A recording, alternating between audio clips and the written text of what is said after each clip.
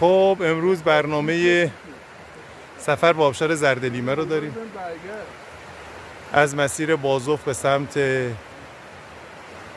روستای تبرک، روستای تلخدار، روستای سجو اومدیم. از روستای سجو پیاده روی رو آغاز کردیم در حاشیه آبی که اینجا میبینید و در ادامه مسیر رو ادامه میدیم و میریم به سمت آبشار.